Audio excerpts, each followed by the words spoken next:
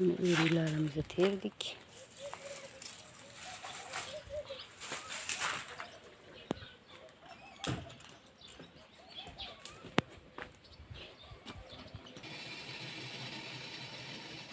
Banka bug'layapmiz.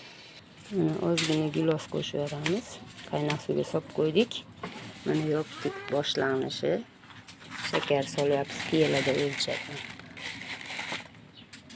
Suvimiz qaynay dedi.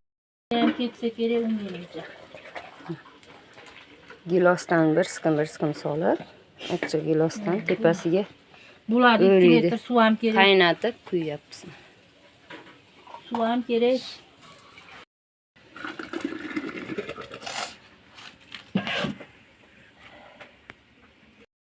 Nihoyatga bo'ldik.